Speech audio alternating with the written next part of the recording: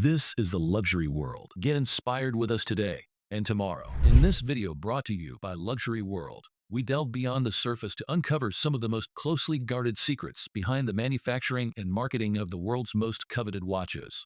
Prepare to challenge everything you thought you knew about Swiss luxury watchmaking as we reveal the realities hidden behind the glittering facade of brands like Rolex. If you have not subscribed to our channel yet, make sure to do so to stay informed on future updates. The luxury watch market today has become a complex web of myths, marketing, and manufacturing realities that few dare to unravel openly. Consider this scenario: a stainless steel Submariner priced at $10,000 and an ultra-thin Royal Oak for a staggering $36,000. At first glance, such figures might seem justified by heritage, craftsmanship, and exclusivity. But a growing number of insiders and enthusiasts are beginning to realize that, in many ways, the transaction involves purchasing a carefully crafted fantasy rather than just a watch. The allure is wrapped in steel and sapphire, yet the truth behind where and how these watches are made challenges much of the romantic image perpetuated by decades of Swiss tradition. Curiosity inevitably leads to one pressing question: where exactly are these luxury timepieces manufactured? And why does this question often provoke uneasy reactions or outright silence? Beneath the surface, an intricate drama is unfolding, fueled by factory leaks, anonymous tip-offs, and even career-ending consequences for those who dare to expose the truth. Welcome to an exposé that many luxury watch brands, especially titans like Rolex and Audemars Piguet, prefer to keep off the record. Contrary to long-held beliefs, a substantial portion of high-end watches, including those stamped Swiss-made, originate not in the idyllic Swiss Alps, but in the sprawling manufacturing hubs of Shenzhen, China. Shenzhen has quietly become the beating heart of the global watch industry, earning a reputation not for knockoffs or cheap imitations, but for exceptional precision and industrial-scale production. Around 95% of the world's watches either begin their journey, pass through, or undergo significant assembly steps in this vibrant city before eventually receiving the coveted Swiss stamp of approval. Remarkably, these manufacturers do not hide their role. Many openly highlight catalogs, technical specifications, and price lists, and they are more than willing to discuss bulk orders and discounts. They will even disclose the high-profile brands they supply without hesitation, including Rolex. This transparency may come as a surprise given the secretive aura luxury brands cultivate, but for these factories, supplying parts to the biggest names in watchmaking is a straightforward business operation. Understanding the Swiss-made label is key to unraveling this mystery. The mark does not guarantee that the entire watch was handcrafted in Switzerland from start to finish. Instead, the designation hinges on the economic value, not the volume of parts or hours of labor, assigned to Swiss activities in the production process. For a watch to be legally considered Swiss-made, approximately 60% of its value must originate from Switzerland.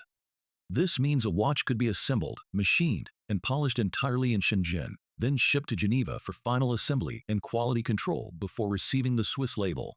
In essence, the watch might spend most of its life cycle in China, but a final Swiss touch legally qualifies it for the prestigious branding. This reality dismantles the cozy, nostalgic image many hold of Swiss watchmaking: the master craftsman hunched over a workbench, using tweezers to place tiny gears under a magnifying glass. That romantic vision is largely a relic of the past. Today, many of these revered artisans have transitioned into more administrative roles, managing spreadsheets and coordinating supply chains in modern offices. The handcrafted myth persists in marketing, but rarely reflects the full production reality. Even the world of replicas has evolved. The best counterfeit watches now often share the exact machinery, molds, and parts used by original manufacturers. These clones emerge from the same production lines during off hours, only lacking the official branding and the astronomical price tag. This shift signals not just sophistication in forgery, but highlights how efficient and scalable modern watchmaking has become. It is no longer about artisanal skills alone, but precision engineering combined with streamlined manufacturing. For those ready to confront this reality, the revelations can be liberating. The so-called Swiss-made label functions more as a loophole, a prestigious veneer that enhances perception, but does not necessarily guarantee origin or exclusivity. It reveals that what is paid for in luxury watches is often less about traditional craftsmanship and more about marketing, heritage, and brand belief. Leaked images and insider accounts have begun to surface on social media platforms and forums. These informal channels have exposed shipments of watch components that perfectly match Chinese factory catalogs. Industry whistleblowers, some of whom have faced severe professional repercussions, have tried to warn consumers about this hidden truth. Corporate responses tend to enforce strict silence, emphasizing loyalty and discretion over transparency. Traditional media outlets often avoid reporting on these issues, primarily because of financial ties to luxury brands. Fashion and lifestyle magazines, funded by advertising dollars from the very companies implicated, have little incentive to disrupt the image of exclusivity. Influencers, heavily courted by brands with gifted watches, lavish trips, and exclusive event invites, similarly maintain allegiance, rarely voicing criticisms that might jeopardize their relationships. Meanwhile, unexpected market shifts have caught collectors' attention. Certain luxury watches, once thought immune to price fluctuations, have quietly seen price corrections and discounts in overseas markets. These markdowns, ranging from 10% to 20%, particularly on models like the Submariner and GMT, come without formal announcements, defying the brand's usual stance against sales. Such moves suggest an acknowledgement of shifting demand or strategic repositioning. Chinese factories themselves have become bolder, openly offering parallel versions of luxury watches. These are not knockoffs or cobbled-together Frankenwatches, but essentially identical models minus the official branding. Through discreet channels such as WeChat, buyers can acquire a no-name Daytona in forest green or a clone Royal Oak without the heavy markup and brand prestige. Financially, the breakdown is telling. Insiders estimate that the actual manufacturing cost of a $10,000 Rolex might be closer to $1,500. The remainder reflects marketing, brand cachet, and the intangible value of belonging to a certain elite. This disparity fuels debate about what truly constitutes luxury, whether it is the physical object or the narrative and social capital attached to it. The emotional cost also factors in heavily.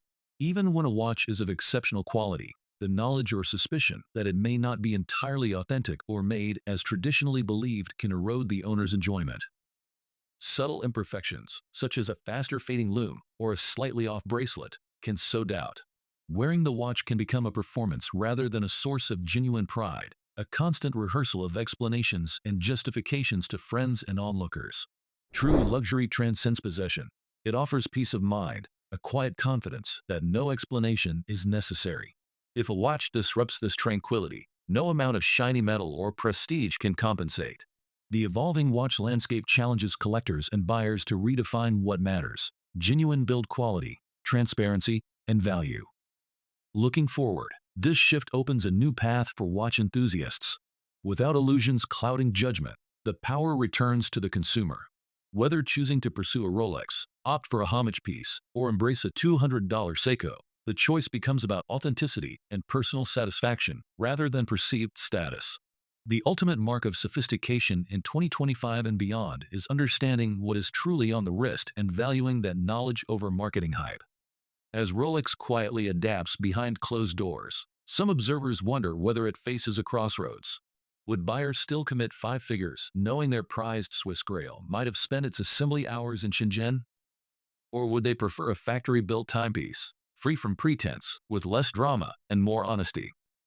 This conversation is ongoing, inviting reflection and debate among watch lovers worldwide. In the end, the allure of luxury watches remains, but the fairy tale is undeniably cracking. The reality, complex, nuanced, and sometimes uncomfortable, offers clarity. This clarity may not be as glamorous as the fantasy, but it provides a foundation for making informed choices and appreciating what truly matters in the world of horology. In the realm of watches, truth may just have better wrist presence than any legend ever did. What are your thoughts on the Rolex topic we shared in this video? Let us know by leaving a comment and giving this video a thumbs up. Do not forget to subscribe to the Luxury World for more insights into the world of luxury timepieces.